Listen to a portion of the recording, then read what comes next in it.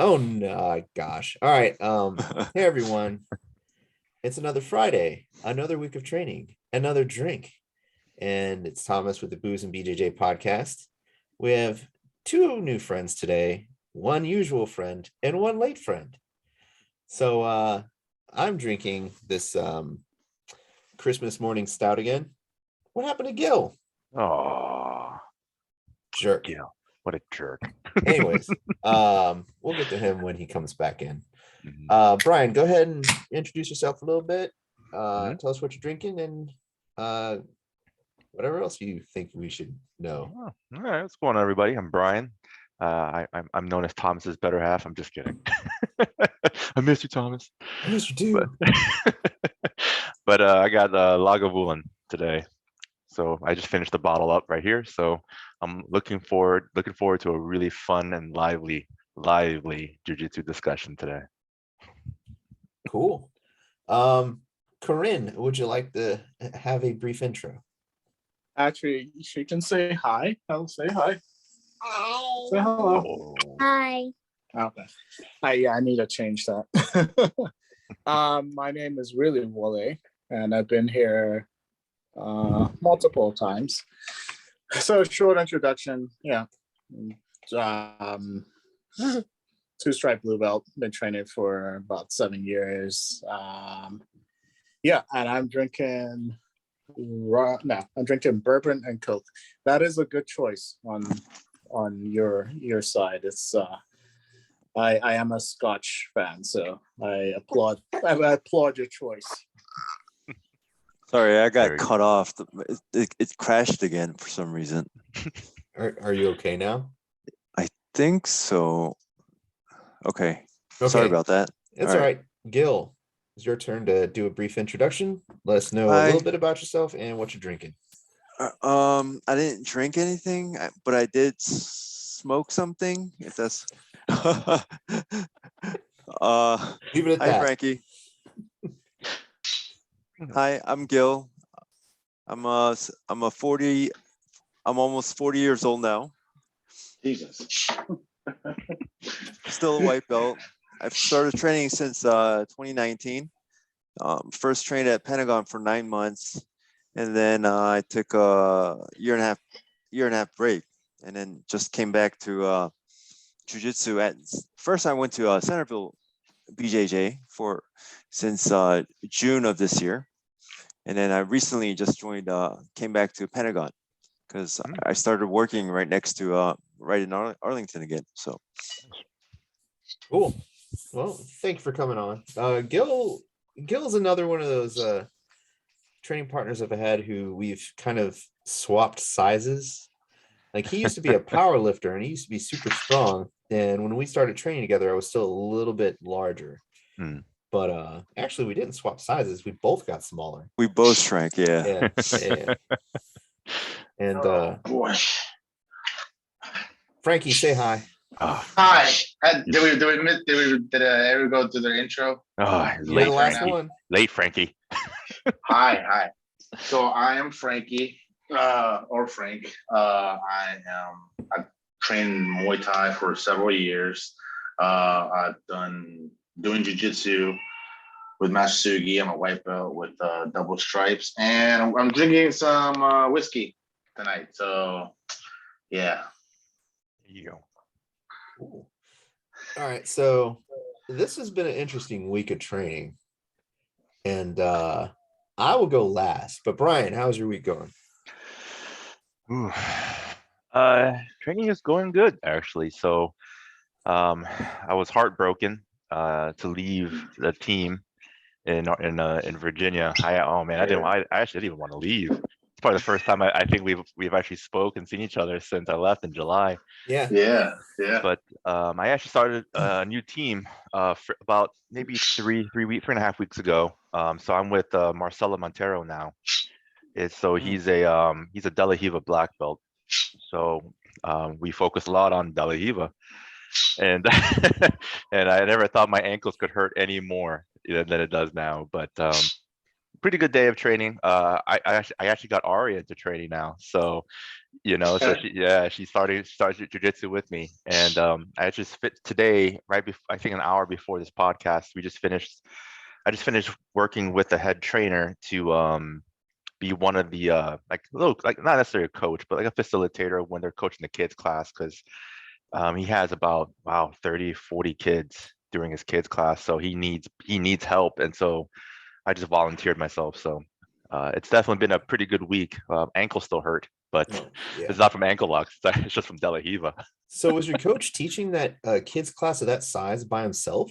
He had him, and I think there was a blue belt, recently promoted blue belt that helps him out. But still, though, two people with about 40 kids is still a lot, And so I offered, and with Ari being new to jiu-jitsu, I think a lot of the newer folks that have, I would say, less than 6 months of experience would need a little bit more attention than compared to some of the newer, some of the kids who've been there a little bit longer or transferring from a different gym.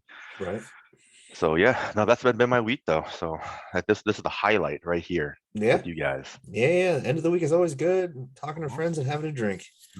Gil, besides for our class earlier, which was actually pretty standard. How did your week of training go? My week of training. Let's see. Monday last week, I was kind of feeling under the weather. I wasn't super sick, but like just kind of weak. But I still came to jiu-jitsu and I got my ass whooped. So, and I still kind of felt it on Monday, and then Wednesday I couldn't train because of work, and then Thursday, I actually trained at Centerville yesterday. Oh. And then got some training in, and then today we trained, and then we had. I think I felt really good today.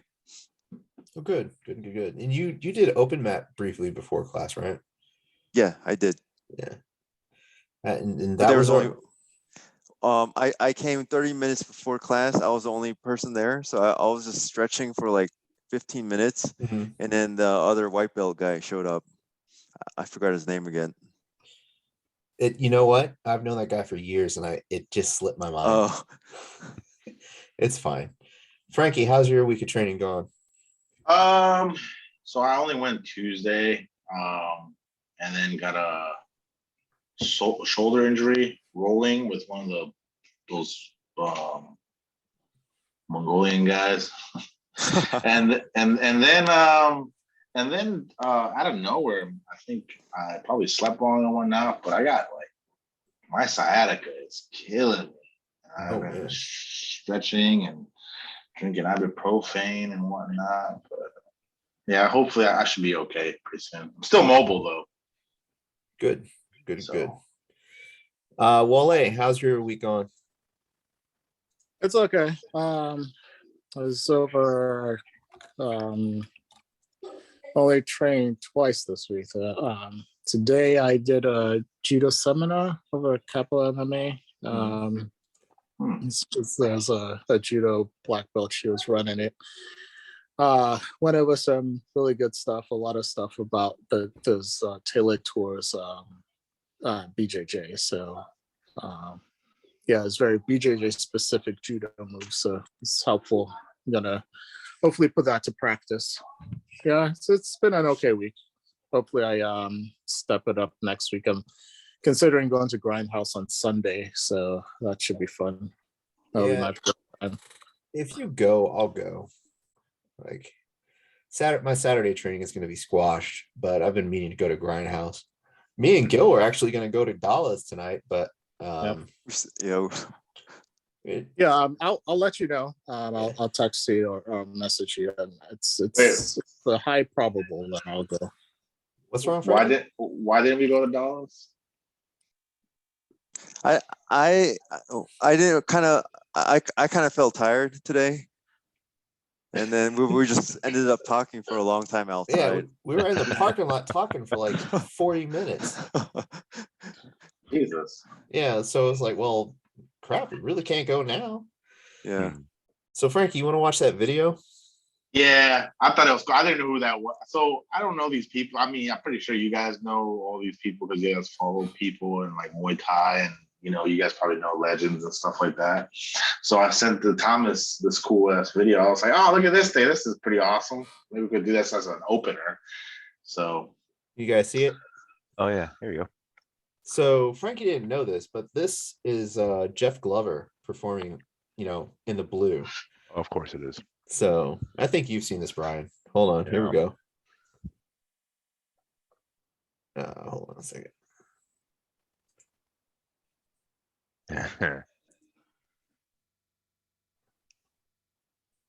Yep. Is that called a climbing spider or what is that? Oh wow. Spider monkey armbar. Dude climbed up him like a monkey climbing Yeah. a tree and armbarred him in the air. Yep. That video is what solidified jiu-jitsu for me after I had trained a couple of months. Okay. Yeah, I sent that to Thomas. I was like, hey, Thomas, check this out. This thing's pretty cool and whatnot. But yeah, like I took a Jeff Glover seminar at 50-50. Like it was like part comedy, part jiu-jitsu training. It was actually a lot of fun. Like for the money, I would have just sat there and listened to him just crack jokes all day. But Yeah, dude is like seriously skilled. Comedic. Yeah. I mean, comedy and jiu-jitsu. Yeah. Like if I could climb up somebody like that, I would just do it all the time just because. Mm-hmm. See, they do something like that in Muay Thai, but they don't, armbar you. They come down with an elbow, like from like a 12 o'clock elbow, shakes the noggin. Yeah. So they run towards you, hit your hip, come up, and then just come down with an elbow. That's pretty one of the coolest moves in Muay Thai, I think. Yeah. I mean, that armbar was... That armbar is wicked. When I first saw it, I was like, no. But, yeah, I had to see it a couple of times. But somebody like me, I could probably never pull that off or do it unless I was like on the last 10 seconds and I know that guy's just dead tired. I'm gonna go for it. And it probably won't even look as good as he did. No. Hey. Yeah. I mean, Gil could probably do it, but No. Too old for that now. You don't even look 40, man. Yeah, I know, man. I'm like, who's this 18-year-old kid on the podcast, Yeah. man? This is a drinking podcast. Wait, neither you, Brian. Like you look like you're like early 20s. Oh, thank you. I'm moisturized now. wait a minute. Brian, how old are you? I turned 36 in October. 36. Oh, we're not that even. I'm 34. What? Yeah. Man, y'all are puppies. I'm the old guy. Hey, See, well, you can't even talk. You look like you're like mid 28. When he's in a gi, he doesn't look a day over 15. That's what I'm saying. Funny story. I was at a competition once, and I was going up against another guy in my class, age and weight and all that stuff, and he looked pretty young too. So like my wife was telling me this guy on the sideline was like saying, are they in the right division? They look really young. Like they don't look like they're. And my wife overheard and she's like, no, he's I think I was like 42 then. She's like, no, he's like 42, 41. Like, really? They don't look that old. So last Tuesday at No Gi, I had a partner with this young lady because I got there late and she didn't have a partner, and we were chit-chatting, and I was telling her about like all the stuff I had done, and she's like, wait a second, how old are you? And I was like, well, guess. She goes, 50. I'm like, do I look 50 to you? She's like, well, everybody here is in shape and looks younger than they actually are. I've done a lot of stuff. I'm like, I would have stopped rolling with her. Like I'm going home. Yeah, my liver hurts. I need to go like home now. Like, my liver. But yeah. Oof. Anyway, speaking of which, gentlemen, we need to talk about it. Injuries. Love this topic. Love it. Injuries. Frankie, tell us about the worst injury you've ever had. What haven't I broken is the question. All right, I've broken my nose several times from Muay Thai, broken jaw, broken both my hands, broken ribs, broken foot, I guess.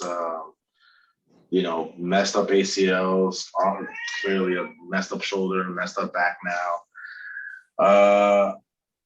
But I think my worst must have been I was holding pads for a guy. He was training for a fight, and I said head kick, and he head kicked, and he's supposed to hit the mat, but I guess he did like this question mark kick, and hit the top of my head and gave me what are those contusions or contusions or what are the hematomas or whatever those things are called.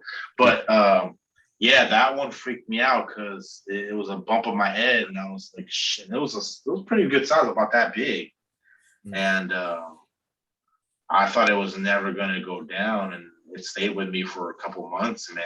And then all of a sudden, it started going like smaller and smaller and smaller, and it went away. I was like, holy crap, I dodged that bullet. I was like, God forbid if I go bald. No offense, Thomas. No offense, Thomas. But if I had to shave this fat boy, there was gonna be a big old knot on top of my head. Yeah. Some of the most dangerous people on this planet are bald. Just saying. This is true. True. Yeah. Brian, what about you? Worst injury? Worst injury. Man, I don't know. I think probably just my hand. I think that's why in February, I think right when we started opening up tournaments in the Nova area, I did Fuji for the blue belt division, and it was my last match, and I went in for a straight ankle lock. But this guy had my sleeve, but I guess when he had my sleeve, he was kind of like twisting my hand and my wrist at the same time. It was almost like a wrist lock at the same time. We tried to defend the straight ankle lock, and so he tried to roll out. So I rolled with him, and like my hand I just turned with him, and then eventually, I got a submission, but like later on, I think I remember telling you, like, man, like my wrist just does not feel good. My hand doesn't feel good, and everything just hurts so bad. It was swollen and everything. And then I did grappling industries a few months later in April, thinking like, yeah, I'll be fine. And then I cracked my hand all the way. I've had an X-ray. I had a crack from like my pinky area down to my forearm, and I was like, well, I'm out for a while. Dang. And I remember Shugi and Davka and everybody telling me like, dude, just call it. Like don't go anymore. I'm like, nah, man, I'm not gonna quit.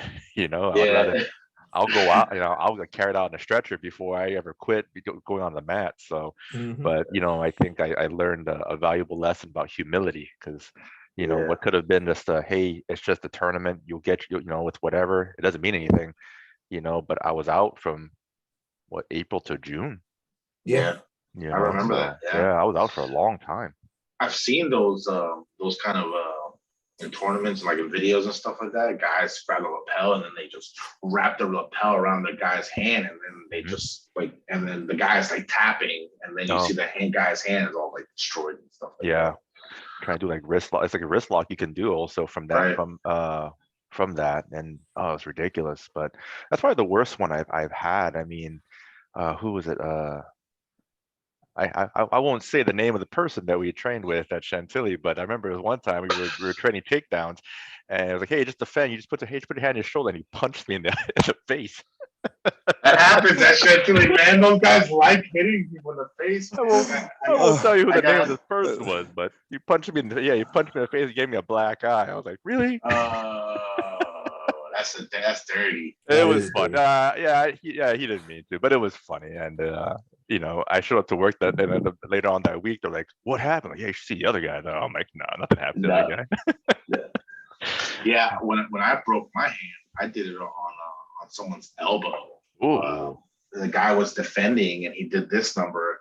And I've seen people hit like elbows, so I tried it. Worst mistake of my life, man. I went, pow, and I just I was like, all right, I gotta stop. And there's no function. There's no function in your hand. Like I mean, you got some functions, but stuff ain't right. Yeah. Stuff ain't right. Ugh, it's like the worst place to hit somebody. Yeah, I right here, like right there, just bam. I was like, God, what was I thinking? I'll go last because I have two stories. But Well, that was my first. I'm sorry, that was my first thing. But go ahead. Oh, sorry. Were you done, Frankie? Did you want to continue? Well, the second one was someone's noggin. I hit him so hard that my hand broke on his head. Hard thing, yeah, man. Yeah, right here. Ooh. Yeah, dude was hard headed. What is it about people punching people square in the forehead? I do not know. This is usually the target, but sometimes I like feeling like me touching the head, and or maybe what ends up happening is that their head is high, and then when they see the punch coming, they just drop down, and then you just see the noggin. That's what usually happens. True. I guess so. Gil, worst injury? In jiu-jitsu? Yeah, if Okay. possible. Okay, so compared just after listening to Brian and Frankie, I can't really say I've ever had an injury yet, I guess. I mean, okay, so Sprained ankle, you know. right before jiu-jitsu, I came from powerlifting. I was like a 200. I was weighing I was in the 205 division, so I was walking around like 215, 220. Wow. I was squatting like 430, like I think somewhere around there. Yeah. You look like you're 120 right now. Right now, really, really, it looks like 160 to me. Yeah, so now I'm like 180, I'm like between 175 to 180 now. Okay. Yeah. Yes. Sorry. So what was your injury? Yeah. Gil, can you hear me? Yeah, sorry.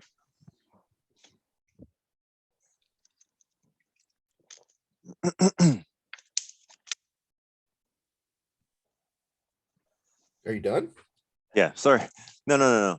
Oh. All right. Give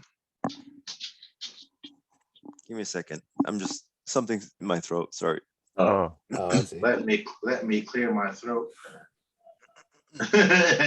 Terrible. A second. I can share more of my broken body that y'all want. Broken everything. Actually, yeah. one of the. Go ahead, Gail. Go ahead. Oh, sorry. I'm back now. All right, my man. All right, so I remember so my first so I trained at Pentagon for 9 months, right, in the beginning. So my first 9 months of training, I never really got injured because I just came from powerlifting. I think that's maybe it has to do with that, maybe because since I was lifting so much back then, so I never really got injured back then. I just had issues with stamina. And then when I first came back to jiu-jitsu after a year and a half, I came to Centerville BJJ. Sorry.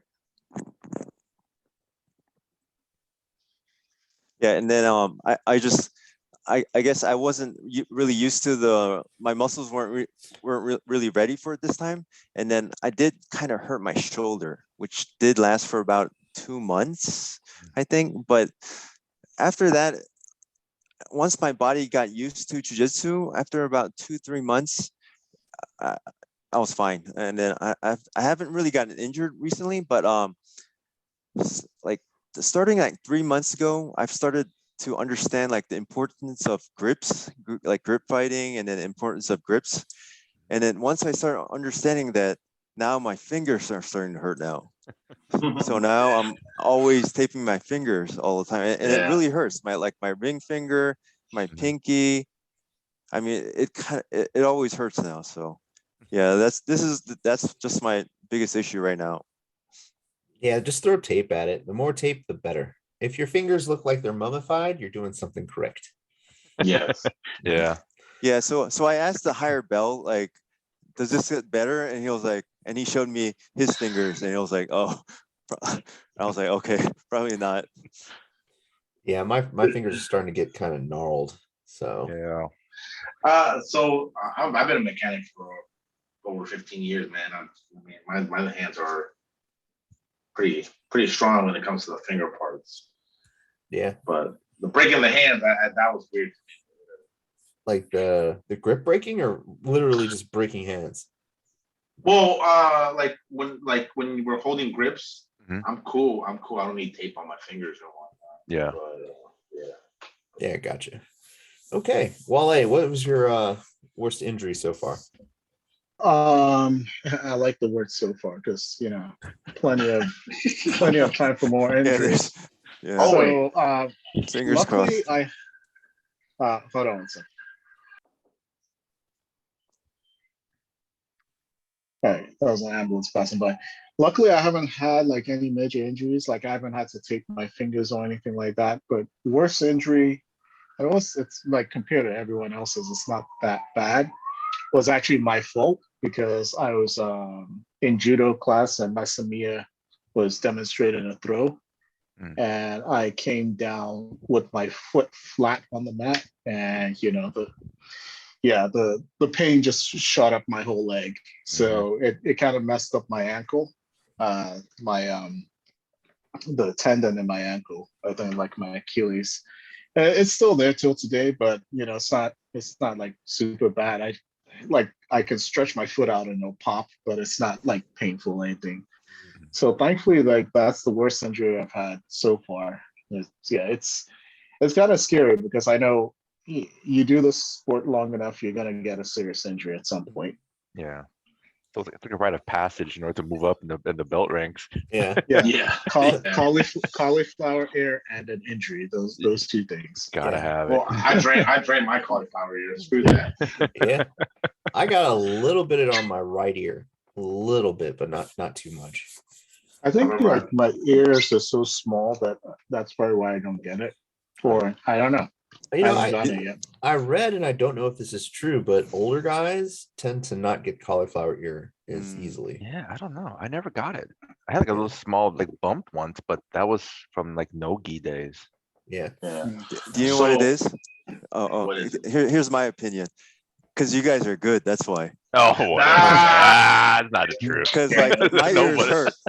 They still hurt after. They kind of So- hurt like after class. Yeah, so like I've been striking and I take a lot of gloves to the ear. This one time I just swelled up pretty bad and just drain it. But that's about it, man. But my ears still hurt now. I mean, they still hurt once in a while when they the Matsugi or them are wrapping the gi around your head and squeezing the living hell out of you. I almost want just a little bit of cauliflower ear so I can look tough, so people don't mess with me. I was a little bit upset because when I was getting it on my right ear, I thought it would be more Gnarly. pronounced than it is. Yeah. But it's just like this little spot at the edge of my ear. Yeah. Yeah, I And then felt robbed. people are like, "Oh, is that a pimple? That's cute." Yeah, they think I just have like some sort of like mild ear deformity. I'm like, no, it's cauliflower ear. I'm like, Yeah. that doesn't look like cauliflower ear. But Start It looks start like doing peas. start doing more pressure passes. Yeah. So start letting people wrap their gear around your head. I mean, Yeah. if you want me to do more pressure passing, Yeah. I can. And use your ears. Yeah. Speaking of cauliflower ears, do you guys remember that UFC fight with that one chick? She got kicked in the ear and the damn thing exploded. Oh, that Oh, was yeah. yeah. Yeah. Dude, so what ended up happening was she got kicked in the ear, it exploded. They Ooh. glued it back together, right? They glued it back together in mid-fight, because she was technically still eligible to fight. And then she got kicked again and it just started hanging. Oh. And then they called the fight. But if you look at the after with the ear surgery, it looks like a normal ear now. It looks perfect. That's both Yeah. good for her and slightly disturbing because I don't Yeah. want to see that again. That's I'll try to. I hope. Can you look up that video right now? And maybe. What was her name? remember, just put UFC fighter cauliflower exploding. Oh, Maybe Lord. it'll pull it up. Sure. Hold Thank on. Yeah, Thank- just yeah. just Make Google. it Tom, just I'm making Google- Thomas work tonight. There we go. Yeah. Just Google exploding air, and you'll see it. Exploding ear. Yeah, I saw that. I got it. Hold on a second. Yeah. Oh no. I can't. Am I gonna guarantee- be able to drink after this? Oh, I'm gonna keep on drinking after this. Exactly. I don't want to that. Here, let me show you. What's Share my going on? screen.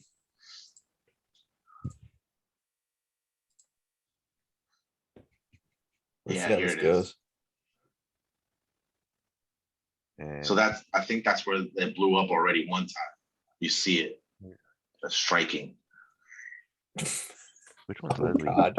Where's it at? Oh, it's her. Ooh, Ooh, right there. Yeah. that tore off. Ooh, Yeah. That straight That the tore blew ear off. up. ripped off. Yeah. Yeah, you saw How's like that a even piece of it like possible? Yeah, flap that's out. yeah. You know what it reminds me of? It reminds me of like The Walking Dead with Oh, zombies. Yeah. Oh, So at yeah, that time, I think she got kicked again, and they were like, no. At that point, just chop the air off. Oh, and I keep saw fighting. that. She's wincing. That hurt. That's so. Oh, Ooh. That's why I mean, if I striking. were, yeah, if I were her opponent, I'll keep like kicking that air. Yeah, that's what ended up happening because when they said, "Oh, that was the second time when because they glued it and they continued around. They're like, wait, it's hanging." It's like, Well, oh, you said you want to continue, huh? Okay, I got that air. Well, did you guys see that when they did the slow motion replay, it just kind of like Yeah. squirted out of her yeah. head? Yeah. Hope she got PPO insurance. well, the UFC. Yeah, takes care of it their takes care of fighters. it. It takes care of all that. Thank goodness for that. Dana White takes care of their That's good. fighters. So if Dana White, if you ever see this, It's a shout out to you. yeah, I can't imagine what the like insurance premium must be like. It must be like really high. Yeah, it's Yeah. probably- Yeah. It would have to be really high. That's probably why Or- they charge so much at the gate, though. yeah. They gotta Or make they up- probably Well- have their own doctors too. That's Yeah, true. Yeah. That and greed. Yeah. But back on topic. For me, I had two really bad injuries, and they're not even Okay. that bad. Like me and Yo were playing around with De La Hiva, and I got his ankle grip with my thumb up, Ooh. and I swept him, and my thumb Ooh. like I Went remember flying. that one. all the way over there. Mm. So you had Ooh. ankle grip. You had an ankle grip, and then you swept them, and he went back over your thumb. Over my thumb, yeah. Oh, And I was wearing a brace for like 6 months. oh, that's why you're wearing a brace. I Yeah. didn't really. Luckily, like it wasn't too damaging, but yeah, it was scary. Like I felt everything here just kind of rip. Yeah. Yeah. The second, well, I'll give you guys three. The second one was I got caught in a Kimura in my first I think it was like my first month. And the guy who hit it on me cranked it, and I felt something in my shoulder move in places where it wasn't supposed to. COVID actually fixed it because I wasn't rolling or doing anything for a while, but yeah. And then you gotta drop names in the chat. oh no, Drop it in the chat. I will tell y'all later. The last one was I broke these three fingers with a guy who we trained with who was a Division I wrestler and also a football athlete in college. Dude was strong AF, like nobody wanted to roll with him. I grabbed his lapel and he went to break it, and he used all the force that he could muster from Asgard, and I felt something go pop, pop, pop. Yeah. Yeah. So, yeah, I mean, in hindsight, not so bad. At the moment, felt terrible, but Yeah. I'm still here. There So, you go. Yeah. Like were you gonna go on to avoiding those kind of injuries? I would say like number one rule, don't roll with people who it's their first time. It's like give them like 2-3 months, maybe even 6 months before you actually roll with them. or if you roll with them, just tell them, look, you're just gonna do drills, positional stuff, you know. Yeah. Because a lot of times, you know, folks come in and it's either they've got an attitude, they have something to prove, or they just don't know better. And it's just like, I mean, we've all been there. And it's just like, it's terrible for you. Like the first time I started rolling, you know, Chris Fenolia, I slammed him by accident.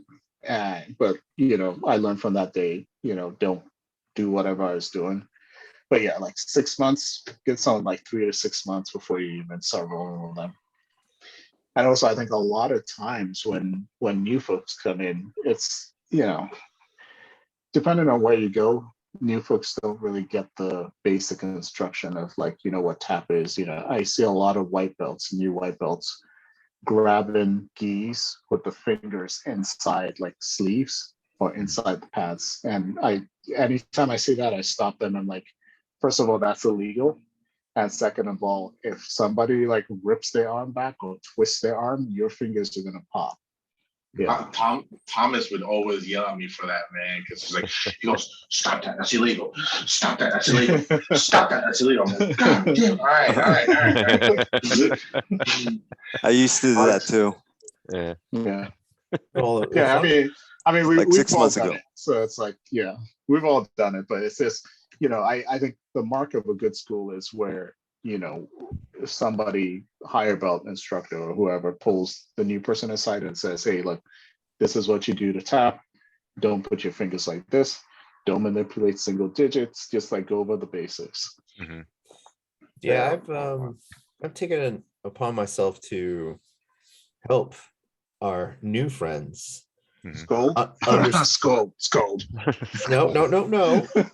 Help our new friends understand that certain things are actually bad habits, such as, you know, inside gripping of the sleeve or the pants, peeling off individual digits, that type of stuff. Yeah. And there's been like 2-3 guys recently, and one had a super bad attitude. And earlier this week, he came up and apologized and was like, "Is there anything else I need to know that I shouldn't do?" And I want to If say it's something. the same person that you're talking about, he was talking about some move that he did where he said, and then like I grabbed her fingers or grabbed his fingers and I did this. And I was like, nope, you can't do that. That's legal. And he's like, Thomas tells me that all the time. Yes, because it's true. Don't do it. Yeah, It's illegal. don't do it. Yeah. Don't do that. Don't bite. There are some people who don't take the hint the first, second, third, and fourth time. But you know, the thing that sucks is like, if you don't take the hint and you keep doing that and that becomes your repertoire, someone's going to do that shit to you and it's not going to be pretty, because you're going to do that to the wrong person, you're going to piss them off, they're going to do the same thing back to you. Yeah. You just put them You're bow and right. arrow. You're right. Yeah, like that's the consequence that I tell some of these. I mean, every single one of these folks, you know. Yeah. I'll warn you if you do it to me. Mm-hmm. I think we lost Gil. He'll probably come back on. Yeah, he'll come back on. He'll come hopefully. back. Yeah, it's like you get a warning. You get 2 warnings. You keep doing it. I'm like, I'm not rolling with you until you learn better. Yeah. Because I'm too old for that. Or you could just be like Thomas and whoop him into shape. That's what he did to me. I turned out fine. I turned out totally fine. There's, you know, I hate to say it, but I think I've made a few people quit. Hey, if they quit because you're trying to give them good advice, then they shouldn't be there in the first place. Yeah, that's the way. Too early for them. Yeah, come back another time. Yeah, like exactly. It's either you're not ready for it, or like you're never going to be ready for it because you got an attitude because someone's trying to keep you safe. Yeah. And then I had one guy before COVID who kind of told me off. He's like, "Oh, you know, all you do is complain and put me down." I was like, "I'm not doing either. I'm trying to help you." Yeah. And if you don't like my delivery, that's okay. But I'm trying to make sure that you aren't going to get hurt or hurt somebody else. I'll get bow and arrow choked. Yeah. I think like we're all like higher belts here. I think it's kind of our responsibility to do that. Are you drunk already? Well, we have been at BJJ long enough. Let me Mhm. put it that way. Okay. I was like, have you been drinking too much again? Because I'm still a white belt here, but Hey, you're still a white belt, but you got that old soul, man. That old BJJ soul. Yeah, you were brown belt in my eyes. That's how long you've been here, Frankie. yeah. I think So here's a question. So go ahead, Tom. no, go ahead. Okay, so here's a question. Have you guys ever injured yourself right before like a tournament or something like that? Like right Yeah. at the gate. Like No. right at the gate of a tournament. No? You know, I'm always scared of that happening. I haven't yet. I'm always scared of that happening because I'm always usually before I do a tournament, maybe like a couple of days before I try to do like a light roll at open mat, and I'm always scared that someone's just gonna bulldoze me and just like mess me up. Mhm. Yeah, but not yet. Sorry, guys. it's okay. You're good, Gil. I Oh give. no. I think I haven't really been injured. But I remember I think we can say our coach's name, right? Our Chantilly coach's name. Yeah. Oh yeah. So I remember right before Grappling Industries, man, like it was because it was a Saturday. I remember that Thursday. Yeah, it was Thursday. I remember, man, Shugi put us through the ringer. I don't know what was going on, but like it was like 45 minutes of like Shark Tank or something. But like, man, I'm beat. He's like, all right, takedowns. Everybody, like, you have to go through everybody. Takedowns. Like, please let this stop. Like, and then like I remember like just trying to think to myself, like, do I eat now or like I gotta get down to 210. I remember that night. Yeah, I was like, I'm drenched in sweat. I'm like limping out of the gym. I was like, good luck on Saturday. I'm like, oh, but I Sugi think really. yeah, go ahead. Oh, He Sugi likes really to do gets. that. Yeah. No, Gil, go ahead. Oh, I was just saying, Sugi really gets you ready for competition. Yeah, yeah, for yeah. He likes doing all that, like all of that cardio stuff and the Yeah. hard training right before your competition. Yeah. Just don't tell him that you have a competition. Because Yeah, exactly. Yeah. Don't ever tell him, because he'll let just everybody Really know. push you hard. Tell him the day before. Oh, Yeah. I'm like, oh, I'm actually competing tomorrow. Oh, you should have told me earlier this week. I'm like, there's a reason. He's like, come by tonight. You gotta train. Wale, did you go to the competition class you used to host on Fridays at 5 at Pentagon? Yeah, those were raw. Those were intense. So- I'm not gonna say rough. They were intense. They were intense. Like you go in, and at that time I think the AC wasn't working or something. So it was like super hot and it's just like, Bikram training, but it's one of those things where it's like you go through it, you're hurting through it. It's just like, why am I here? Why am I doing this? Right afterwards, maybe like 5 minutes afterwards, you're like, I want to go back again. I want to do this again, Yeah. That's that kind of feeling. That's the addiction. Yeah. It was more like a mental toughness test in my opinion. Because So go ahead, sorry. He was constantly nonstop making us do stuff and constantly making us do back-to-back rolls. And I mean, there was points where my knees and my wrists were screaming, hell no. But I ignored it and kept through it. Yeah. And like then in Muay Thai, like in Muay Thai, it's like in Muay Thai, it's like we were training out in the heat, man, in the burning sun, and you have a sauna suit on, and you're like, what the hell am I doing? Yeah. And then you're like doing 2-hour trainings, and then you do another 2-hour trainings after like the whole day is done. It's like, what the hell's going on here? And like as cliche as it is, or as cliche as it sounds, it really is the mind. Like your body can do a lot of stuff. It's really conditioning your mind, Yeah. Like the weirdest thing that was ever said to me at one of those classes was Michael Giles was like, we were all sweaty. We weren't even halfway through. He's like, Tom, you're drooling. I was like, I'm drooling?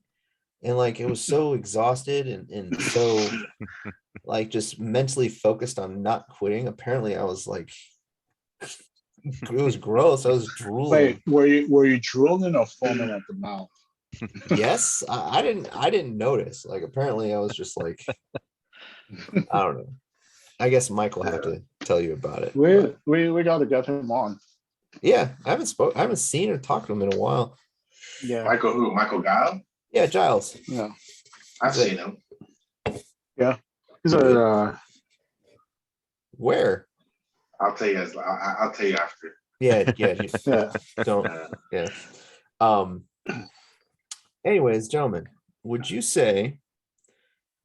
And I probably already know the answer to this. The majority of the injuries that most people get while they're practicing are from white belts. Yeah. Oh, It's all mine. Yeah. question though. Hmm. Is it the majority of them are from white belts, or the majority of the injuries they sustain are at their white belt level, and it's sustained because they're doing something they don't know? No. That's a good question, Frankie. Your thoughts? Okay, so when I got my nose broken for the first time, it was actually an instructor. He was demonstrating at the time, and I guess he came a little too close and laid it on me and broke my nose. So that was and this is a guy that's been doing this for years and years and years and years, and just one slip up and just busted my nose. And then the same instructor was showing some kick and he said take it. And I was like, okay, so I took it, but he kicked me and broke my ribs. So it's not just always beginners that happen. It's people that know. It's just sometimes that that's the nature of the beast when it comes to training and stuff like that. Mm-hmm. Yeah, that's fair. Yeah, that's fair. But would you categorize that as freak accidents, or would you categorize that as like? Because when he broke my rib, it wasn't a full out Muay Thai kick. It was just like a little 5%er, and then just that's all. He just hit it. His technique was that perfect that it just snapped. Oh. It's like Anderson Silva, in the UFC. He broke his leg. Remember that one? The freak accident, man. Yeah. Thomas, you want to pull that? You want to pull that one up? I've had enough. Oh, hold on. What happened? It happened to a lot of good fighters, though. Oh yeah. But this is an example of it's not just white belts; it's high level people, and just all of a sudden just oops. Yeah. So you guys really want to see that video? Yeah. I've seen it several times. I mean, I'm okay. I saw it live. I'm good. Okay, well, we're not going to show that video right now. I'm not queasy like that, but I'm just saying. I'm good too. So I'd say to your point, Frankie, that is true. I think a lot of people get white belt shit about about being spazzy and all of this stuff, but I think it really depends on the person's mentality. So you could have that, higher belt who's just gung-ho all the time, going 100%, and they're more likely to injure someone than somebody who's a new white belt and who just doesn't know better, but is willing to learn. So it's like, oh, you're not supposed to do X, Y, Z. So they're like, okay, now that I learned that, I'm going to remember that, and I'm not going to do that again. So I think it's a combination of people who don't necessarily know better, and I would say probably more injuries are just from people who just have that mentality of I'm going to destroy this person even if I'm just training with them. Yeah. So I've avoided in the last year, I would say, I've avoided some disastrous injuries due to a white belt not knowing what they were doing. They were trying to improvise. Like one, I let get me into knee on belly just so he could experience the escape, so to speak. So when I started my escape, he grabbed my collar and my pants and started to drive his knee into my ribs. And I was like, no, that's evil, and that'll break my, that could potentially break my ribs. Like, don't ever do that again. Yeah. And then he understood and he learned from it and he never did it again. But same guy tried to get out of my closed guard by doing a can opener. Neck crank. Oh, Yeah. And he did it quick. Like I legit like pulled something in my neck when he did it. So I was like, dude, don't do that. That's a neck crank. We don't do those. And that's strike 2. If you get to strike 3, I'm not giving you warnings anymore. But I saw it on YouTube. Right. And that's I think where a lot of beginners make a big mistake. Like, to go and see something on YouTube, not look at the rule set that we generally go by to see if it's legal, and they'll do it. Like white belts doing heel hooks in gi during a beginner's class, for example. happened to me. Oh, that did happen to you. Yeah. So I think YouTube is okay, but at a slow pace. You can't just go full force on YouTube kind of stuff like that, Like I see some YouTube stuff and I'm like, okay, let me try it. But I'm not gonna try it on somebody that 100% or something like that. Take it easy. I mean, your entire education shouldn't be YouTube. No. I think YouTube's a good place as kind of like supplementary, but I think if you're gonna train, you have to come into like a school first, get the basics, and then like supplement with YouTube. Yeah, I agree. Correct. Yeah, I agree with that.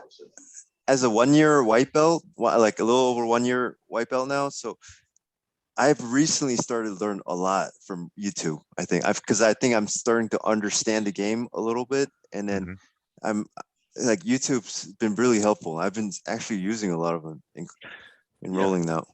Yeah, I mean, nothing wrong with YouTube. I think, kind of everyone's point here is, I think you should understand the basics and the fundamentals.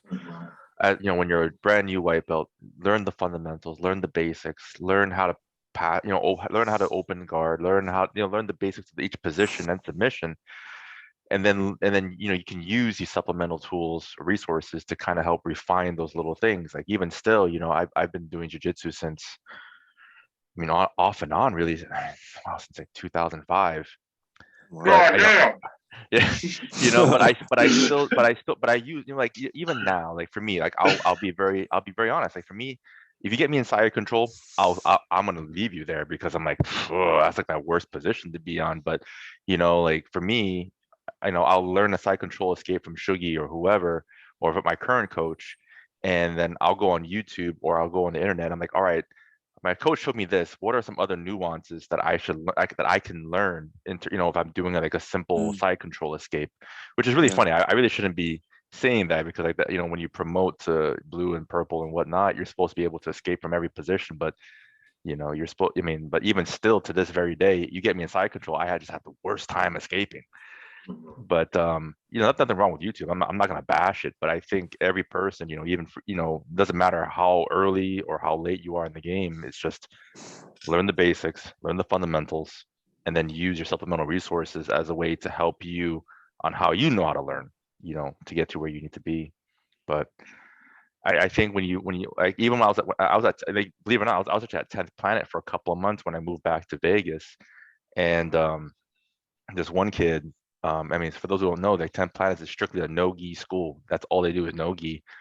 And this kid tried to do like this really weird berimbolo thing on me, and he ended up like trying to knee cut. Like, when you do a knee cut, it's supposed to be like just a little over the knee, but he didn't go over a knee. And if you're a dude, he went over the my cash and prizes, and I felt that really badly, and like, that was not an injury that I never want to experience ever again, because the pain increased with every breath I took.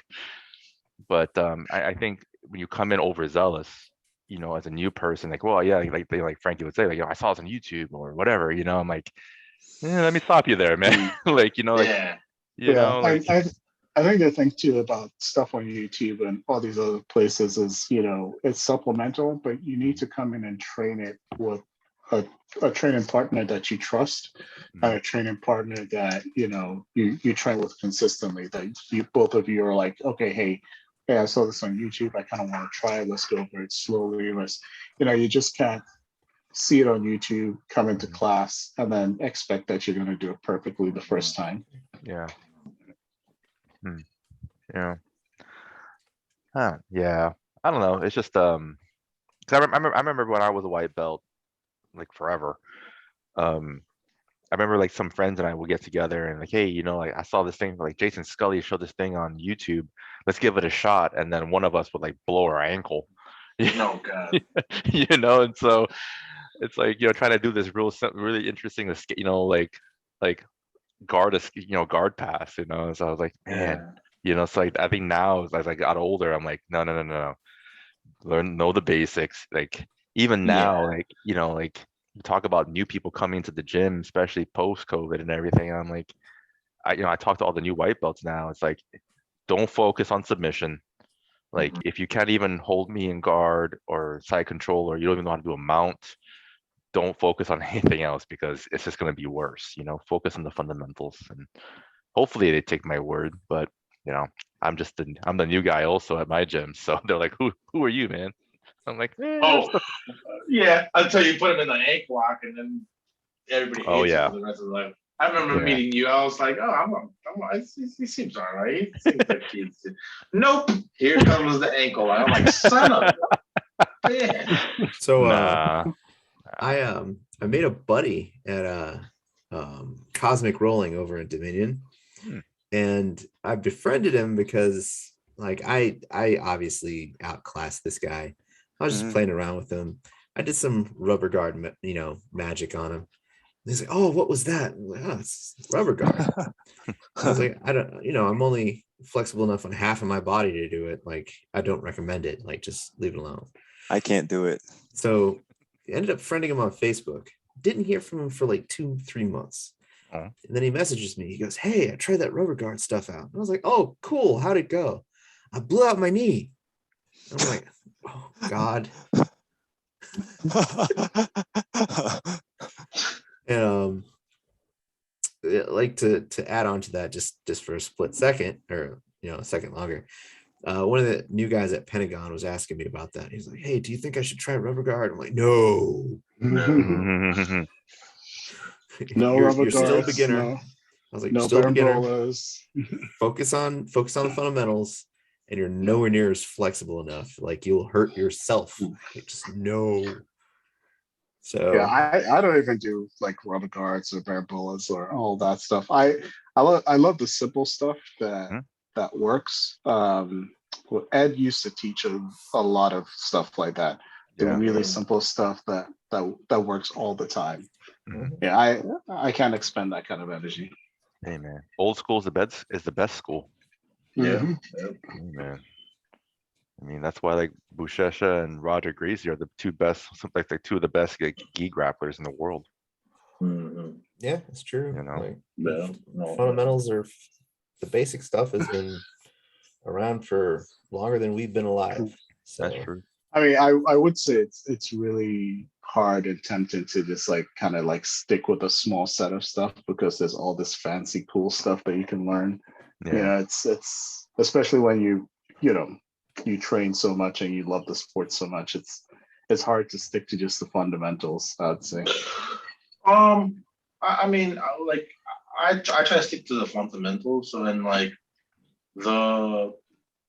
if I'm good at something, I'm gonna try to master what I'm good at. I'm not gonna be adding no other stuff because whatever. And I'm just like the scissor sweep. I'm starting to master that a little bit. I'm pretty good at it, but I'm trying to master it. So yeah, it's not all. No, like flying on bars. No. I've one. If I pull that off, I'm ripping. That arm is coming with me, no matter what. It's my trophy. I'm a 250-pound man. If I get a hold of that, it's coming with me. I saw a match. It's from a gym locally, and this kid is a white belt. He was in competition, and like he hits the flying armbar, maybe a minute into the competition, and granted he got it, but at the same time, and just he got DQ'd because it's dangerous as a white belt. It's dangerous as any belt. And I was just kind of like, and the comments were like, oh yeah, great flying armbar, blah, blah. And to myself, I was thinking, yeah, you hit it, but that's like super dangerous. You could like break your neck. Yeah. Especially as like a white belt too. Yeah, I think it's illegal for white belts, isn't it? Yeah, I think that's why you got it is. But I'm just like, why would you even do that in a competition? His friend was recording him. That's why. Yeah, and I think it's based off control. I guess like blue belts and even Thomas, and there's been times where Thomas, I'm like, yo, I know you're gonna choke me out right here, just take it. And Thomas doesn't do it because he knows those control, and he's like, I'm not gonna do that to you, and he knows that I know that it's gonna happen. So he's gonna make me keep working and keep keep me on my toes. And that goes with striking. If I know that this punch is gonna land and I know I'm gonna knock you out, I'm not gonna throw it. I'm not gonna throw it, or if I know my leg kicks is gonna send you to the moon and back, but I ain't gonna do it. And it's like, like granted, the dude hit the flying armbar and hit it well, is perfect and all that, but I'm just like, why risk it for the gram, Yeah, and that's the rookie mistake, man. Stuff that people do, man. And I see that happen all the time, especially in like the sparring. Yeah. It's like, why did you even do that? Like, why did you even attempt that was okay? It's not okay. Yeah. No. Okay, yeah, it looked cool, but was it respectful? No. Come on. Yeah. Yeah. I don't know. Does a neck brace look cool? Exactly. Like I seen one of the fighters get cut off an elbow. There's a guy through the elbow. I'm like, what elbows do, man. Like, don't do that. Yeah. Yeah. To add to what Frankie just said, like, I'll catch people in submissions, tell them, hey, I could have got you, and then I'll just keep rolling. Yeah. Like, especially if there's somebody who's significantly lesser skilled than I am, I just want to break a sweat, so I'll just let them beat me up a little bit, catch and release. But, I'll completely set up a submission and let them escape it and just keep going.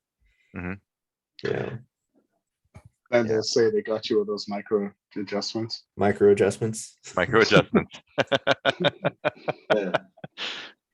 It's a form of respect too, honestly.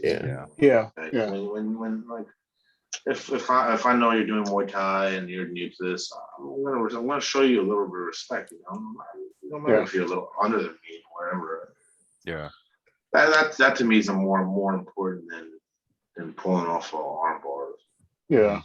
I mean, I think at the end of the day, it's like, for me, I respect you enough where I don't want you to go home injured. I want to make sure you're fine. Even like when I'm rolling and I think I like hear a pop or like somebody just like grunts or something like that, I pause for a second. I'm like, hey, you okay? And then like, yeah. So then I keep going because I don't want the same thing happening to me. So it's just exactly. Yeah, it's respect above everything else. Yeah.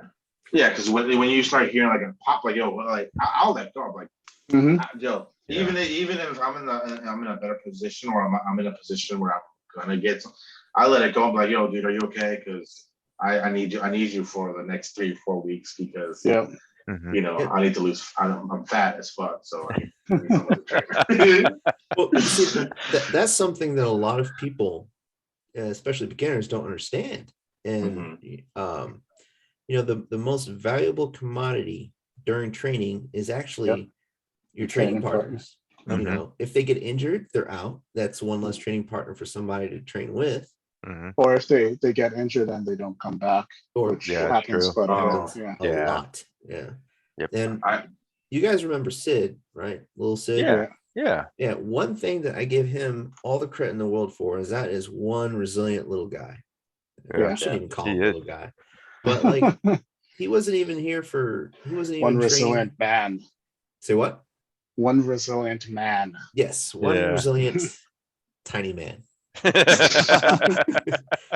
There's you, there's Sid. actually an injury that really we're gonna get back to this one, but it was there's an injury that really is stuck in my mind forever, man. But we're gonna get back to that. Yeah. But go ahead, Thomas. Yeah, keep that thought. But Yeah. I don't even think Sid was training for 6 months, and he messed up his ankle, and he was out for like 8 or 9. He came back, and then he got another injury, so he was out for a little while. Then he came back, and then he messed up his shoulder, and he's out now, and because he has shoulder surgery and he's recovering from that injury. In the brief time that he has trained BJJ, he has had more significant injuries than most people, and he has always come back. Mm-hmm. And I give him all the credit in the world for that. And every time he came back, he got even better. Like he got really good. Really good. Frankie, what was your thought? That reminds me of a story that so it was the beginning of me coming to Pentagon, and one of the fighters there, really cool kid, man, really cool kid. I think he was a TCB 3-time, 4-time champ or whatever. And then one of the head instructors there was going for a fight, and I guess they were sparring, and it's towards the end of the fight, and like at the end of the camp, and the guy's getting leg kicked so much, man, that at the end of the day, I think he went home. His leg wasn't right. Oh. They had to rush him to the hospital. Or split open his thigh to let the blood out because it was what was it, a hematoma? It was like there was blood buildup under the muscle. Right. So and it's like splitting the muscle open. Yeah. So they split him open up the leg, have all this blood flow out, and I guess they're giving him blood and whatnot, and he was out for a good minute. I felt bad for the kid, but he did like a freaking whole like tour of the U.S. on after that. But I remember now he has this big old scar on his leg, man. But I mean, that's the call. That's the price you pay when you're training, and those kind of injuries happen, to your partners sometimes too, man. And this is why you gotta be grateful to your partners too, man. Especially when you're going into tournament or competition like that, you do reach out to those people to check up on them afterwards. Yeah, you always have to check up on your favorite training partners. You haven't seen them in a couple weeks. You gotta check in. You have to make sure they're good because you need them to come back. Yeah, I agree. Yeah, me and Michael, we used to train a lot, like especially afternoons and stuff. So I gotta check up on him. Yeah. Always check up on our training partners once in a while, man. Especially that like a couple podcasts ago where we were talking about mental issues. Sometimes even in injuries, you guys go crazy, man. Hold on one second, guys. Gil, are you good? Or did you freeze? No, I'm good. Oh wow, man, you are. Yeah, I know. I was like, wow, man, you are. I was listening. Okay. But continue. Yeah, like you need to always check up on your partners like that, because I remember one year, man, I had to take some time off, but I was getting really depressed at that point because I was off and showed that. Yeah, I think I remember that year, and I've injured myself a lot. Yeah. I was waiting to ask because I didn't know if it was something serious or if it was any of my business. But yeah, I think it's interesting. Oh, sorry, guys. I was just gonna say, you got to check in with people. Got to see if they're good. Always. Yeah, go ahead. Saying, I think it's interesting how when you do this for a long time, for a while, it kind of becomes a part of you, kind of becomes a part of your persona. And when you don't train for a while, it's it affects your mental psyche. It's like you know, there are times when I haven't Yeah. trained for like, you know, a couple of weeks, and I'm just like, I wouldn't know what's up with me. I'm just like in a funk, and then I realize, hey, I haven't been training. And then you go train, and you know, you just kind of, it's kind of like a reset, you know. It is. Yeah, that's I actually this week that's kind of how I felt. I haven't really trained as much as I'd like to in the past couple of weeks, and I was kind of in a funk. Then I went today, and I was like, oh yeah, that's why. Yeah. Like I think the longest I've ever went without actually stepping foot on the mat, you know, since I've done jujitsu is probably about 2.5 weeks. And that was because of an illness. But that whole, after like the first week, I started like having the I call them the Jiu Jitsu pains. It's like I haven't choked anybody in over a week. Dude, I went for like almost, I think it was almost a year at one point, and it, you know, I kicked myself for doing that, because there's really just, you know, it was really just like I got it in my head where life got in the way, and I just kept saying, oh yeah, I'll go back, and I found some excuse not to go back. And yeah, it was almost a year. I kind of kicked myself for that because I lost so much time. Yeah, luckily, my current job, my boss knows that I train, and if I'm logged in too long, she goes, Thomas, don't you have that karate to go to? Log off and go do that. And I'm like, karate? Go to your karate. I don't do karate. Okay, I'll take it. I was like, okay, fine, I'll go. My bad. Are you offer. gonna give me more money to do my karate? You know, thinking of that, you know, I was thinking about that today. I was like, man, we're a special kind of breed, man. Like this group right here, we're some like people are like, oh, you do jiu-jitsu, you do Muay Thai, yeah. But if you really think about it, it's pretty hard to get into this kind of sport, man. Really hard. Like I tell people, hey, come on. I always tell people to come, but they're always thinking like, oh, I don't want to get hurt. I'm like, dude, it's not like that. Trust me. Yeah, I think once you get over that, because my daughter, she does martial arts, and I was talking to one of the parents outside, and he was like saying, he's actually from Brazil, and he was like, I want to start getting into it. And he's like, you know, my wife doesn't really want to get into it. And I think once you get past that uncomfortable feeling of someone in your face or someone lying on top of you, then you're fine, you know? Yeah.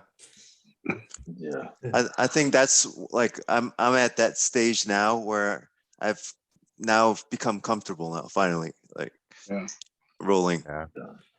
Yeah, poor Gil. Like poor Gil, I would get him into side control, and I can I can watch the panic in his eyes. And I'm just like, just calm down, like relax. Because back then I didn't know how to escape. That's why. But now I know what to do. Like, it is fun to hear that someone so leave their body when you're like knee on belly or side control, just like gasp. I would just tap with knee on belly. Yeah. The most satisfying feeling I ever got was the first time I got somebody to tap from Kesagatami pressure, like scarf hold pressure. Yeah. And it was a new guy. He was just tossing people, like just going full like Incredible Hulk. I was like, all right, I got you. Got him in a scarf hold and put that pressure on his rib cage, and he tapped. I was like, this is awesome. I should do this more often. Granted, I was still like 240 then, so I could have had something to do with it. There are some people who like fake grunt though. They like fake it, and then you release that pressure, and they just like snap out of it and escape. Yeah. There's been a couple guys, like the guy who broke my fingers. Like I got him into scarf hold. He couldn't figure out how to get out of it, so he tapped. He's like, all right, let's reset. I was like, we're not resetting. I'm gonna let you try to get out of this. You know, subtext being, I want you to suffer. But yeah, I mean, 2 weeks later, he figured it out. So I did some good there. YouTube question mark. So here's a question. Sure. I know when it comes to injuries, what do you guys do to recover from these injuries? So what I do is I follow martial arts, YouTube, TV, hand face to face, whatever. And what really got me was this interview from, I think it was LeBron or somebody, that they were saying that a lot of people pay, like these athletes pay a lot of money for physical therapy and massage therapy and chiropractic stuff.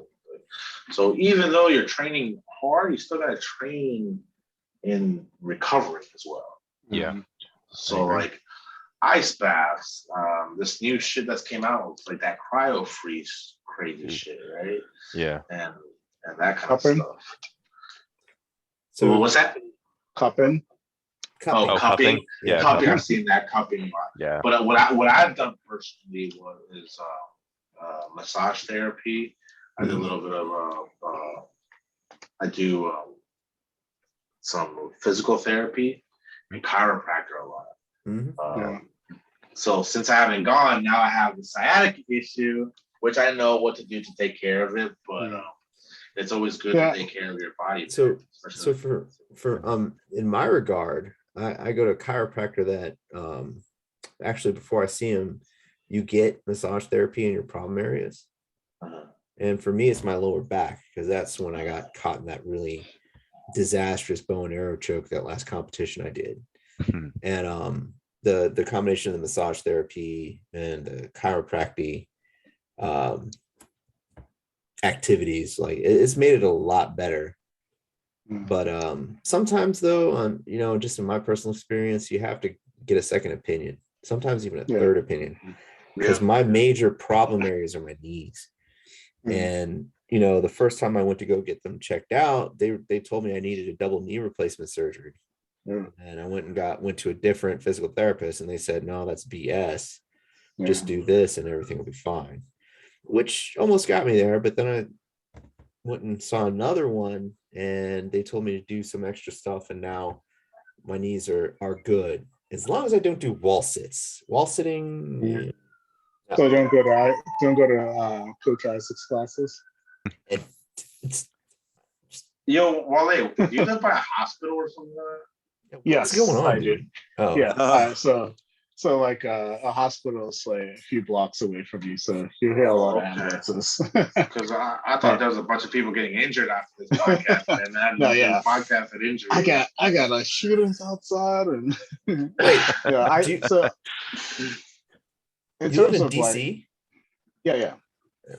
It's DC. It's a normal DC. thing. Yeah, it's about right. It's DC. It's a city. You're always going to have ambulances and police going up and down the street. Yeah, it is. I live off of one of the major, like right off one of the major streets. So yeah, a lot of ambulances go by, and like the hospital is a couple of blocks down the street from me. Hey, Gil, how do you recover from your injuries? So actually, like my injuries have never like lasted a long time. Like it was but I recently did injure my LCL like a couple months ago, but just slightly. I think I just sprained it a little bit. But I called my friend who's a purple belt, and he's also a doctor too. And I asked him what should I do, and I told him I think I kind of sprained it. It's swollen, and then he just said take Advil for 3 days, like 3 times a day. So do like a mega dose of Advil for like 3 days straight. And then after that, it kind of like healed really quickly after that. And then I would say maybe like a couple of weeks later, that's when I went out and competed. Yeah, so I was fine. Yeah. Is your purple belt friend by any chance Yo Lee? No, not him. No, it's another one I have it. He's in a different state. But I know he's a doctor too. Gotcha. Would anybody else like to address the injury recovery question? Yeah, I would say I don't do this enough. I should do it more. Stretching. Yes. And also warming up before. Yes. That there's just more. That's more on the preventative side. Yeah, that definitely helps. And not just stretching before classes and stuff, like everyday stretching. That's kind of what I'm trying to get into. Like for me, I have like my hip, like my right hip. I have like really stiff, what is it called, hip flexors. And so like trying to hit stuff like triangles and some De La Riva stuff that can kind of aggravate it. But I think like stretching every day definitely helps, and warming up before classes, and also if you can afford it, regular massages, like massage once a week, that kind of thing. But don't go on Facebook and ask, like, say like, oh yeah, I have this injury, what do you do? Yeah. a lot of people in those Facebook groups, it's like, my thumb is like almost off. Has anyone had this injury before? I'm like, just go to an effing doctor, man. Like, ask a doctor. Don't ask people on a forum. Amputate. Maybe like Sue. Yeah, like maybe like really minor stuff, like what do you do if you have sore muscles, or what if you do if you have a minor sprain. But like full on, injury, or like, do you guys think I could train with a broken arm? Like, no, you can't. Rest. Yeah. But yeah, definitely stretching and warming up. I know it's like that's what they tell you all the time. It's cliche, but that definitely helps. It does work, yeah. So what I like to do, and I know this is crazy, ice baths. Has anybody done that? Oh yeah, ice baths. Oh man, it hurts at first. They're painful, but tell you what, man, they make you feel like $1 million right after. Do you do it yourself? Do you just like get a bunch of ice, or? Yeah, so I'll run like so I'll like I'll go to, like, if I'm training for a fight, or if I'm like cutting weight, or if I'm lifting and I've been having like a rough week and my muscles are sore, I'll go down to 7-Eleven and get me 2 bags, hit the bathtub, submerge half my body in there first, wait 20 minutes, then submerge the bottom half, because I'm such a big guy. These tubs here are like very tiny. I wish I had a big old tank, but yeah, I do that most of the time. Those are really good. But I think like Wole, like, you should. I think your training should match your recovery. The same amount that you train, that you should put time and effort into recovering and stretching and blah blah blah. I mean, it's like hard to do that, but you just kind of have to get into routine, because you just want to go every day. It's like I gotta go, and you go a whole week without resting, and it's the next week rolls around, you're like, I gotta go. I have a question for you guys. If you train, say, more than 3 days in a row, does your body ache? Like your whole body? Is that normal? Yes. Yeah. Well, really? Are you training? Do you have 3 days in a row, or do you have time between those days? No, because like for me, 4 days straight. Yeah, 4 days straight. That's definitely gonna, like, that happens to me. It's definitely you're gonna feel sore muscles. But like if you have like a day or two of recovery in between, it's not as bad, at least for me. Yeah, because I tried to keep up with a couple of the guys who were like, yeah, we train Monday through Thursday. Yeah. I did it, but my whole body hurt. Like I got this like weird full body ache. So I used to do that, but now that I'm older, it's funny, like in my, I don't know, mid-30s, late 30s, I used to do that like 4 days a week kind of thing, and I'll be fine. But now it just hurts. I can't do it. Yeah. So what I like to do when I'm like lifting and shit like that is like, okay, Mondays is just strictly going to be legs and only legs, and then Tuesday it's going to be nothing but abs. Wednesday is going to be nothing but back, and then once Friday comes around, I guess I gave my legs enough rest a whole week to do legs again. So you have to make kind of like a routine. How do you fit that into your jiu-jitsu schedule? Not anymore. I mean, that's when I was just straight up body like building. Like I was just lifting. Like I was squatting, I don't know, 500-600 pounds. I was a Yeah. big boy. I was a big boy. I was bench pressing like, I don't know, 405 or something. Oh, Jesus wow. Christ. Yeah, it was some Pretty cool. crazy numbers, man. And then people in the gym are looking at you like you're some freak show, and you're like, Mhm. Yeah. I'm not. I'm just Dude, training dude. to that. Tell me you wore those like tap out shirts. No, no, Affliction shirt, American I- Fighter shirt. no. I was strictly when I started doing that. I listened to Kai Green. I don't know if anybody knows that guy. Mm. He's like a bodybuilder, but he only wears hoodies and sweats. So that's all I would wear is hoodies and sweats. Even now, it would be like 90 degrees outside. I'm wearing hoodies and sweats.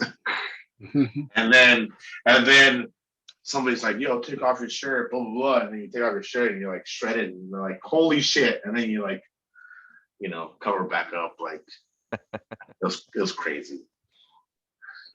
So, yeah. side note, apparently you can still get tap out merchandise on Really? Amazon. Oh, on Amazon, Wait. yeah. Did they go under or something?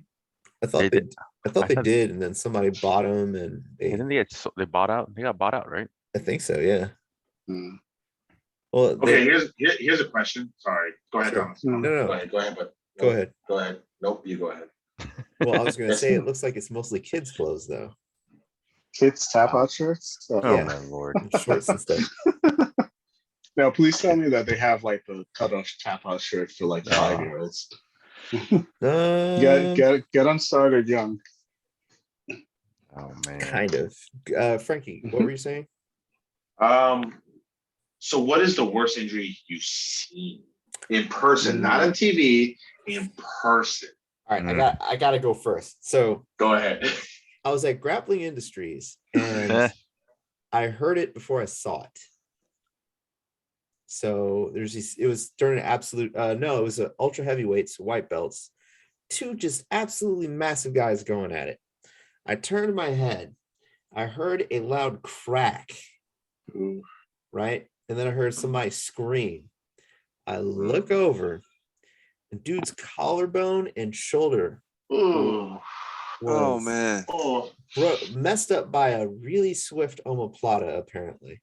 The Mm. guy who did it, like, let him go, got up and was like, put his hands up like this. The guy on the ground was bleeding. His collarbone was sticking out of his skin. Oh nice. Ah. Ooh. Very And good. Very good. his arm was like up like this, right? While he was on the mat, except it was twisted, like, because it was Oh.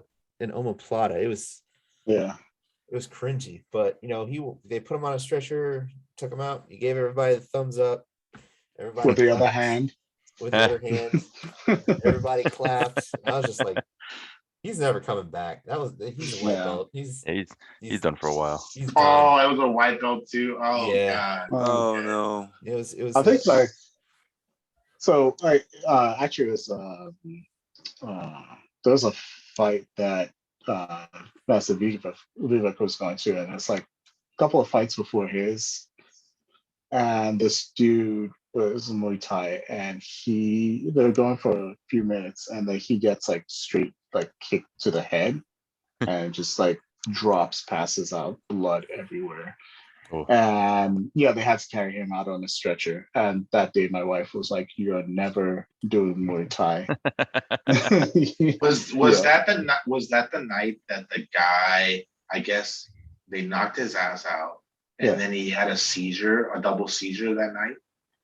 Maybe it's probably, but the thing is, like, it was kind of his fault. He didn't have his hands up. That's what I was trying to tell. That's what I was trying to tell my wife. It's like, you got to keep your hands up the whole time.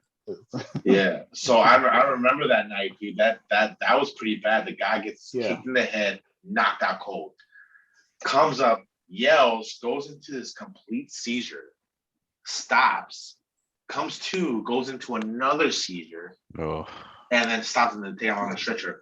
We end up, come to find out, that guy never had a history of seizures or anything like that. But that happened. And that was one of my first fights that I went to go see. And that freaked me out. I was like, holy shit.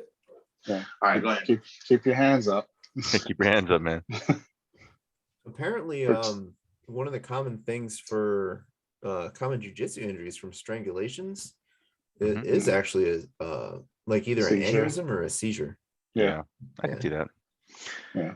Yeah, there was a paper I read. I don't know if it was serious or whatnot, but I kind of believe it. Like the effects of continuous strangulation and its correlation to strokes and strokes in the future. Yeah. You know, because you're cutting off air supply I so can believe often. it. Yeah. So I'm Yeah. like, well, I can kind of believe that. Yeah. As soon as someone starts going through an action, just like tap, tap, stop. Yeah, I know. Oof. All right, Brian, what's the worst you've seen? Worst I've seen. It's probably when I was still in Vegas when I started at Carlson. I went to Nagas in Vegas, and you know, this is back at the height of the Gracie era, and white belt jumped guard, and it was a white belt division. It was actually I was like 175 pounds at the time, and it was the division before me, and that was heavyweights. So these guys were, like, I think, like 220 and above. But anyways, one guy jumped guard, and the other guy, I guess, was kind of expecting or whatnot. But anyways, his legs were straight, jumped guard, and his knee went. Poof. Yeah, I remember sitting at the stands at the time. You know, make sure my girl's not going to bed. My then girlfriend. Yeah.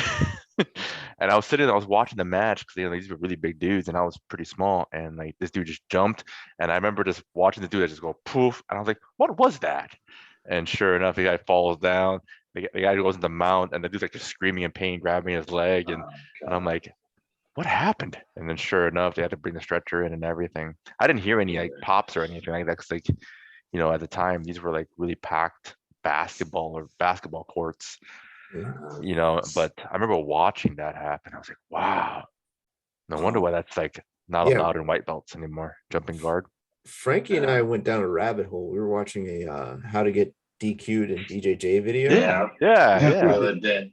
Oh, you guys saw that? You guys saw that on YouTube? Yeah, it's on YouTube. Yeah. All right.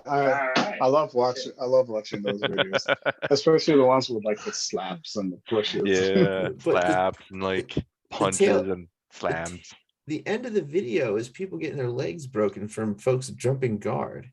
Yeah. And we were like, oh God, we can't watch this. We watched it because we thought, I proposed we watch it because I thought it would be funny. It ended up not being funny. No, not at all. It hurt to watch. Yeah. All right, gentlemen. You guys are. Go ahead, Gil. There you go. I'm saying you guys are scaring me. I haven't been doing this long enough to. I haven't really seen any like serious injuries before. It happened to other people yet. Hey, just train with people you trust. Yeah. Mm-hmm. Train with old guys. Yeah, like Thomas. Like Thomas. I mean, he's only like 2 years older than me. I'm not the oldest guy here, so I feel attacked. Frankie, did you have something to say? Nah, I'm good. Okay. Well, gentlemen, it is 11:30. No. I know. Time for final thoughts. Okay. Brian, final thoughts. Oh God, I miss you guys. It's weird, man. I'm telling you, like I think I've known you guys for quite some time, you know, and it's probably weird final thoughts for me. But you know, starting a new gym down here in Orlando, it's different, but you know, it's the evolution of jiu-jitsu, you know. Eventually you will move or you will have a new team. But I think the nice thing about our community in jiu-jitsu is that, you know, we all stay fairly close, fairly tight knit. So, you know, no matter what school you go to, you know, you still kind of go back to, you know, to the team you were with before. So I think final thoughts is I miss you guys, and I am officially out of Lagavulin. Oh no. Oh man. Yeah, I finished my stout, so handling it better than last time. Gil, final thoughts? First of all, Frankie, I haven't seen you in a long time either. So good seeing you today. I see you guys, man. Brian, nice meeting you today. Nice meeting you. Hopefully, maybe I'll see you one day, and Wole, Yeah, Brian, you gotta come and visit, man. I will. All right, yeah, hopefully I'll meet you one day in person. And then Wole, I guess I'll see you. You're gonna be like, maybe I'll see you in open mat sometime. Yeah, every once in a while, I'll make it down. So just a reminder, I'm going to be coordinating a Booze and BJJ alumni open mat. Oh, nice. Probably Where? To be determined. It's going to be Okay. completely unsponsored and unofficial. It might be considered a dojo storming, but I'm going to talk to a few folks to see if they would be okay with us bringing like 10-15 people. Yeah. So Wole, final thoughts? Yeah, I mean, yeah, I like Brian was saying, you know, BJJ is such a close-knit community, and it's like even if you move gyms and stuff, you always find good folks to train with. And I think what I love about this is that, you know, I get to stay in touch with folks that, yeah, I've been training with for years, and also get to meet new folks too. So it's great. I hope, you know, this continues. Yeah, I mean, every Friday I'm going to be doing this as an excuse to just talk to my friends and drink. Yeah. So Yeah. you know, at minimum, this will be here. Frankie, final thoughts? Final thoughts. I guess, you know, like I said, you know, PT and, you know, personal time, recovery while you're training hard, and always show respect and honor to your partners. And that's that. Yeah. Well, gentlemen, thank you for having a good conversation and a good drink.